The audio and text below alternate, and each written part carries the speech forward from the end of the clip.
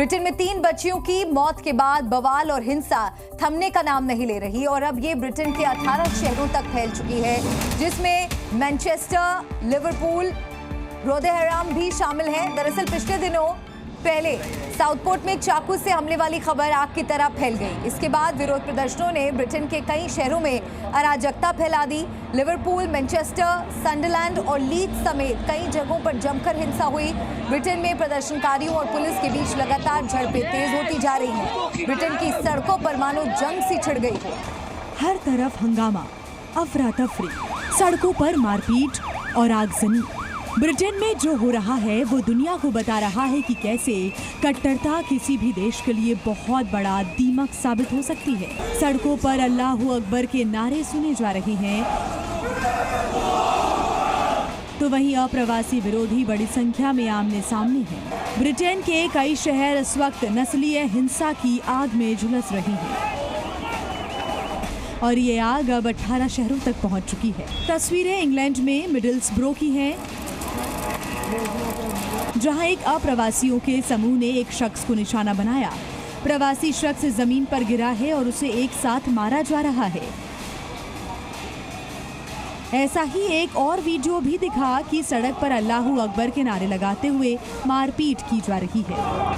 इतना ही नहीं, हालात यहां तक पहुंच गए हैं कि दोनों तरफ से प्रदर्शन जारी है और रास्ते पर गाड़ियां रोक रोक कर ड्राइवर का रंग देखा जा रहा है और फिर उस पर हमला किया जा रहा है।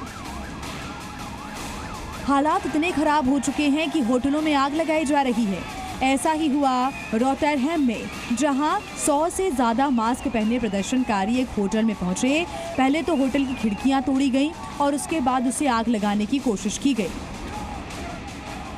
ये वही होटल है जहां कुछ अप्रवासियों ने शरण ली हुई थी।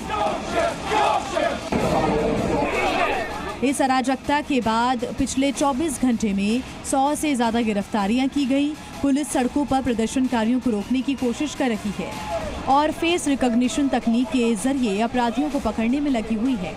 ब्रिटेन के पीएम ने ऐलान किया है कि जो भी इस हिंसा में शामिल होगा उसे कड़ी सजा मिलेगी। एक तरफ ब्रिटिश नागरिक अपने देश को बचाने के नारे लगा रहे हैं, तो दूसरी तरफ अप्रवासी प्रवासियों को मुंहतोड़ जवाब देने का दावा कर रही हैं। अब आपको बताते हैं कि आखिर ये हिंसा शुरू कैसे हुई। दरअसल ब्रिटेन के साउथपोर्ट में 3 बच्चियों की हत्या के बाद अप्रवासियों के खिलाफ हिंसक प्रदर्शन शुरू हुआ। साउथपोर्ट स्थित डांस वर्कशॉप में एक सिरफिरे चाकूबाज ने 3 बच्चियों की चाकू घोंपकर हत्या कर दी, जिसके बाद हिंसा भड़क उठी। आरोपी रुदाकुबाना पर ही इन 3 बच्चियों की हत्या का आरोप लगा है। 9 वर्षीय एलिस डे सिल्वा अगुइर, 7 वर्षीय एल्सी डॉट स्टेनकॉम और 6 वर्षीय बेबी किंग की हत्या का आरोप है। इसके अलावा उस पर हत्या के प्रयास के 10 मामले भी दर्ज हैं। इसके बाद अफवाह फैल गई कि संदिग्ध चाकूबाज आरोपी एक मुस्लिम युवक है। इसके बाद ब्रिटेन में स्थानीय अंग्रेज और अप्रवासी इस्लामिक कट्टरपंथियों के बीच झड़प शुरू हो गई।